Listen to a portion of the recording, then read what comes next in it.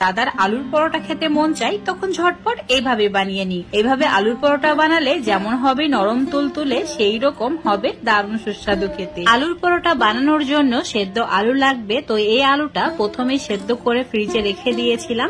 এখন এটাকে একটা গ্রেটার দিয়ে গ্রেট করে নিচ্ছি। এইভাবে গ্রেটার দিয়ে গ্রেট করে নিলে আলুর কোনো গোটা অংশ থাকে না আর খুব সুন্দরভাবে আলুটা গ্রেট হয়ে যায়। তো ঠিক এইভাবে গ্রেট করে নেওয়ার পর এর মধ্যে অ্যাড করে দিতে হবে এখন আটা। তো আটা দিয়েই পরোটাটা বানাবে। আটা দিয়ে পরোটাটা খেতে বেশি সুস্বাদু হয়। এখানে 1 কাপ আটা ভালো করে চেলে নিয়েছি।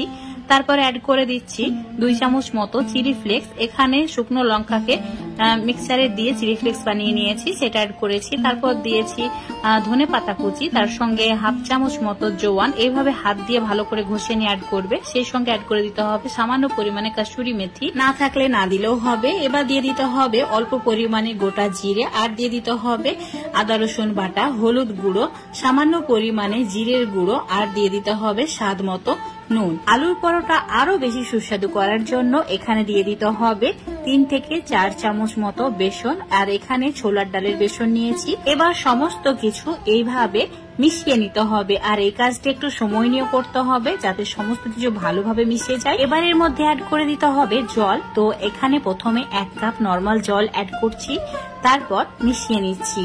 মেশানো হয়ে গেলে আবারও অল্প অল্প করে জল অ্যাড করতে হবে। 1 কাপ আটার জন্য এখানে 2 কাপ জল লাগবে। তো অল্প অল্প করে জলটা অ্যাড করবে, না হলে আটার গোটা বেঁধে যাবে আর পরোটাগুলো একদমই ভালো হবে না। তো এইভাবে অল্প অল্প করে জল দিয়ে মিশ্রণটা রেডি করে নিতে হবে। 2 কাপ জল অ্যাড করে মিশ্রণটা ঠিক এইরকম দেখতে হয়েছে। এবার এর মধ্যে দিয়ে দিতে হবে 3 চামচ মতো তেল। তেলটা অবশ্যই অ্যাড করবে। তেল দেওয়ার কারণে পরোটাগুলো অনেক বেশি মুচমুচে আর খাস্তা হবে, খেতেও ভালো লাগবে। ভালো করে মিশিয়ে নেওয়া হয়ে গেছে আর মিশ্রণটা একদমই রেডি হয়ে গেছে পরোটা বানানোর জন্য। তো চুলোর উপর একটা ফ্রাই প্যান নিতে হবে, দিয়ে দিতে হবে সামান্য পরিমাণে তেল, আর এইভাবে ব্রাশ করে নিতে হবে। এখন অল্প করে 2 হাতা মিশ্রণ অ্যাড করে দিচ্ছি। তারপর হাতা দিয়েই হালকা করে একটু ঘুরিয়ে নেব যাতে এটা একটা রাউন্ড শেপ হয়ে যায়। আর তার বেশি নাড়াচাড়া করা যাবে না। চুলোর ফ্লেমটা একদম কমিয়ে রাখতে হবে। লো ফ্লেম করে রেখেই ওয়েট করতে হবে পরোটার উপর সাইডটা যেন এইভাবে শুকিয়ে আসে আর অটোমেটিক এইভাবেই উঠে যাবে। তো উল্টে দিয়ে অপর সাইডটা 1-2 মিনিট একটু সেঁকে নিতে হবে মিডিয়াম আছে। তারপর আবারও উল্টে দিয়ে অপর সাইডটা সেঁকে নিতে হবে।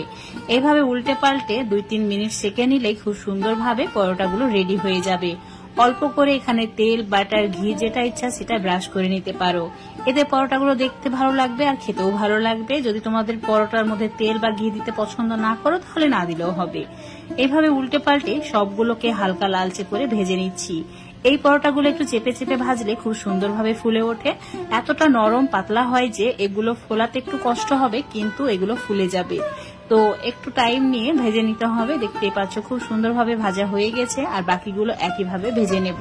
আজকের এই আলুর পরোটা রেসিপিটা এতটাই মজার হয় যে একবার এভাবে বানিয়ে খেয়ে দেখতে পারো। যে কোনো সময় অতিথি আপ্যায়নেও বানাতে পারবে। এইভাবে পরোটা বানিয়ে প্রিয়জনদের যদি খাওয়ানো হয়, যে খাবে সেই প্রশংসা করবে আর বারবার তোমাকে রিকোয়েস্ট করবে এইভাবে পরোটা বানানোর জন্য। দেখতে পাচ্ছ এই পরোটাগুলো কতটা লোভনীয় হয়েছে। দেখতে যেমন সুন্দর, খেতেও সেই রকম দারুণ সুস্বাদু। কোনো তরকারির প্রয়োজন হবে না, এতটাই মজার এই পরোটাগুলো খেতে। এমনি এমনি খেয়ে ফেলবে। নরমাল আলুর পরোটার থেকে এই আলুর পরোটাগুলো অনেক বেশি সুস্বাদু হয় খেতে, আর বানানো খুবই সহজ। আজকের এই আলুর পরোটা রেসিপিটা যদি তোমাদের ভালো লেগে থাকে অবশ্যই লাইক, শেয়ার, কমেন্ট করে দেবে। ফেসবুক পেজ থেকে দেখলে পেজটাকে ফলো করে নেবে। ইউটিউব থেকে দেখলে চ্যানেলটাকে সাবস্ক্রাইব করে রাখবে আরো এরকম রেসিপিগুলো পাওয়ার জন্য।